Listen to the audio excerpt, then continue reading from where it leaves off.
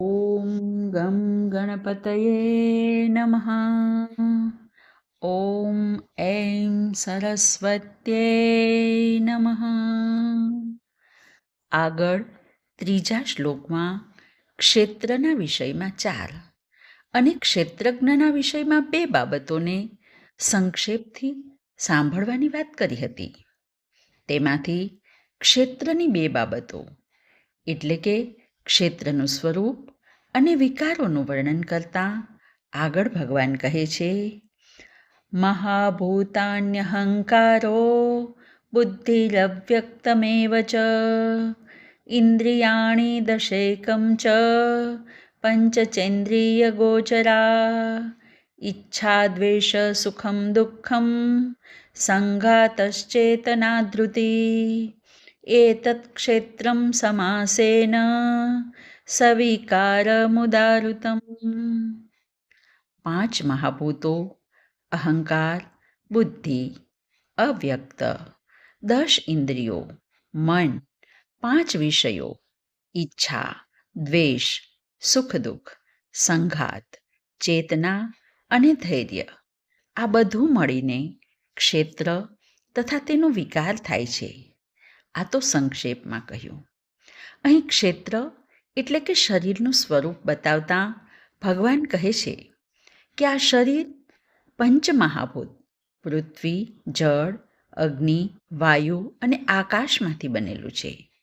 તેમાં અહંકાર એટલે પોતાના હોવાપણાનું સતત ભાન તથા નિર્ણય કરનારી શક્તિ એટલે બુદ્ધિ, અવ્યક્ત 3 ગુણોની અવ્યક્તાવસ્થા, 11 ઇન્દ્રિયો, 5 તેના વિષયો શબ્દ, સ્પર્શ, રૂપ, રસ અને ગંધ.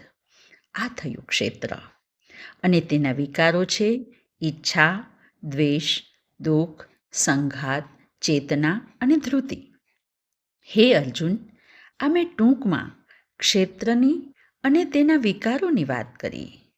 અને હવે શરીરની સાથે કરેલ તાદાત્મ્યને દૂર કરવાને માટે આવશ્યક જ્ઞાનની વ્યાખ્યા કરતા આગળના 5 શ્લોકોમાં કહે છે, અમાનિત્વમ અદંભિત્વમ અહિંસા ક્ષાંતિરાર્જવમ આચાર્યોપાસનમ શૌચમ સ્થૈર્યમાત્મન વિનિગ્રહ ઇન્દ્રિયાર્થેષુ વૈરાગ્યમ અનહંકાર એવ ચ જન્મ મૃત્યુ જરા વ્યાધિ દુઃખ દોષાનુદર્શનમ અશક્તિરનભિષ્વંગ પુત્રદાર ગૃહાદિષુ નિત્યં ચ સમચિત્તત્વમ ઇષ્ટાનિષ્ટોપપત્તિષુ મયી ચાનન્ય યોગેન ભક્તિરવ્યભિચારિણી વિવિક્તદેશસેવિત્વમ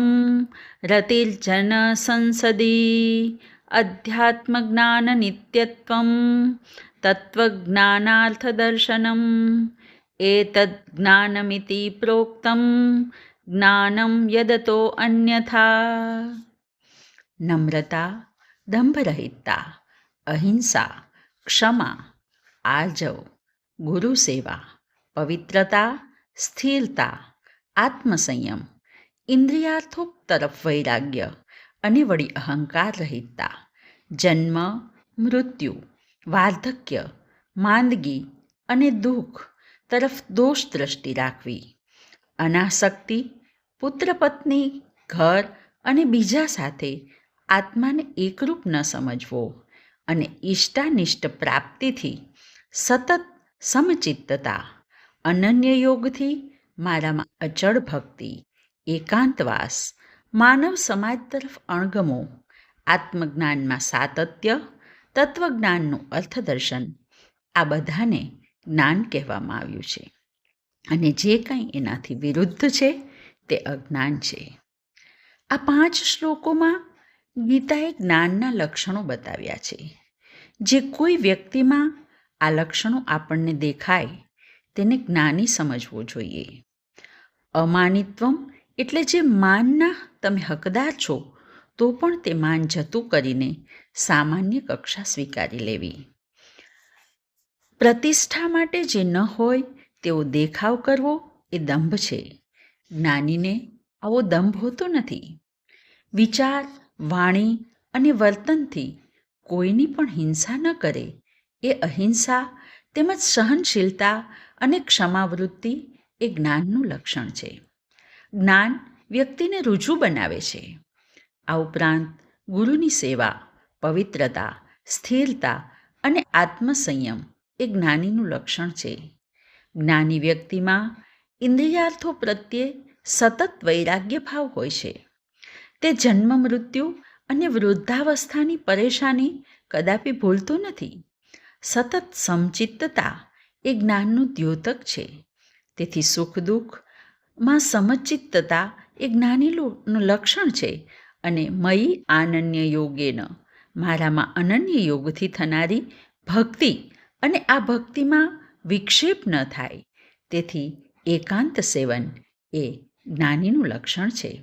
અને ઈશ્વરીય જ્ઞાનની નિત્ય ચર્ચા કરવી, પરમેશ્વરના ગુણાનુવાદ ગવડાવવા, સત્સંગ કરવો, કરાવવો તે પણ નિત્ય પ્રતિ. જે સાધક આટલા લક્ષણો સમજે, પચાવે તેને બધું જ જ્ઞાન પ્રાપ્ત થાય તેમાં શંકા નથી. આજે બસ આટલું જ.